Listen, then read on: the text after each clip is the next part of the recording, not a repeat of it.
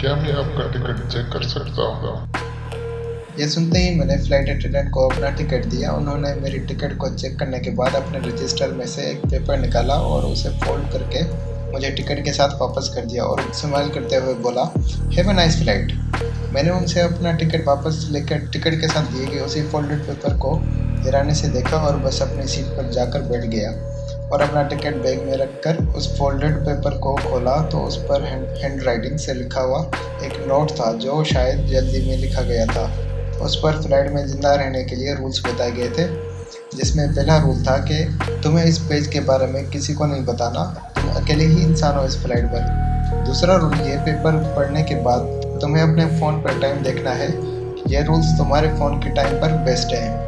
तीसरा rule, flight के पहले घंटे के दौरान तुम्हें किसी से बात नहीं करनी और शायद लोग तुमसे बात करने की कोशिश करें लेकिन उन्हें बिल्कुल ही इग्नोर कर देना है। चौथा रूल, फ्लाइट के दूसरे घंटे के दौरान शायद तुम लोगों से बात करना शुरू कर दो, लेकिन अगर उसी बात के दौरान कोई भी प्लेन की विंडो के बारे में बात करे तो किसी भी सूरत में प्लेन की विंडो की तरफ नहीं देखना। पांचवा रूल, अगर तुम्हें केबिन से किसी बच्चे की रोने की आवाज़ आए तो जल्दी से बाथरूम की तरफ भाग जाना। छठा रूल, अगर तुम्हारा एंटरटेनमेंट कंसोल अचानक से ब्लैक स्क्रीन दिखाए तो उसकी जानिब नहीं देखना और अपना मुंह दूसरी तरफ कर लेना। सातवां रूल, फ्लाइट के तीसरे घंटे के दौरान कैप्टन कुछ अनाउंसमेंट करेगा, तुम्हें वो उसकी तरफ से बताए गए इंस्ट्रक्शन फॉलो करने हैं। आठवां रूल, फ्लाइट के चौथे घंटे के दौरान तुम्हें अपनी सीट पर बैठे रहना है।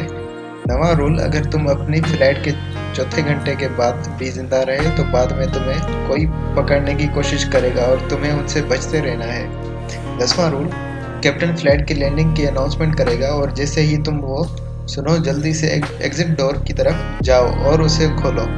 11वां रूल, दरवाज़ा खोलने के बाद तुम्हें बस अंधेरा ही दिखेगा, कुछ देखे बगैर चुपचाप आगे बढ़ जाना।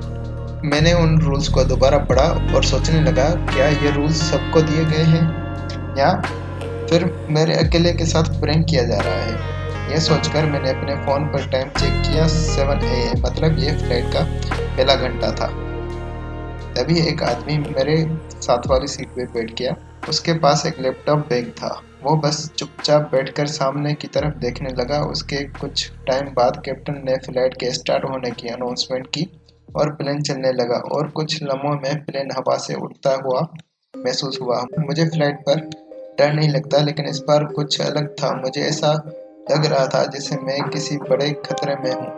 तभी उस साइड वाले आदमी ने मेरे कंधे पर हाथ रखा। मुझे जैसे एक शॉक लगा। उनके हाथ काफ़ी गंदा और भारी था, जैसे किसी मरे हुए आदमी का हो। मैंने उसकी तरफ देखा और उसका मुंह काफ़ी अजीब था, जैसे उसने कोई नकली चेहरा पहना हुआ हो। उसने मुझसे पूछा, क्या तुम हेडफोन पहनते हो? यह सवाल सुनकर मुझे कुछ अजीब फील हुआ। उसके बाद बोला, क्या तुम्हें हेडफोन चाहिए? मैं उसे जवाब देने ही वाला था कि उसने बोला, क्या होगा अगर मैं तुम्हारा हाथ काट दूं? मैं ये सुनकर शॉक रह गया और वो बात भी आराम से कर रहा था, जैसे पूछ रहा हो कि तुम्हारा कैसा गुजर रहा है।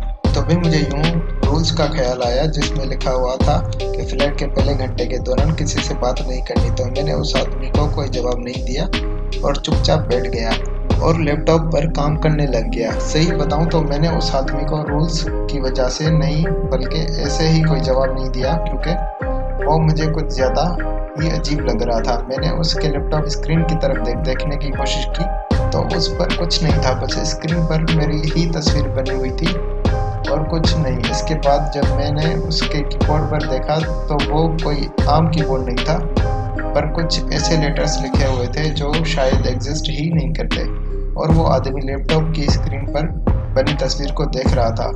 तब मुझे एहसास हुआ वो रूल्स वाला पेपर कोई मजाक नहीं था। तभी अचानक फ्लाइट अटेंडेंट आ पहुंचा और मुझसे पूछा, सर क्या ये आदमी आपको तंग कर रहा है? तो मैंने जल्दी से बोला, ये मुझे तंग कर रहा है, और ऐसा बोलते ही चुप हो गया।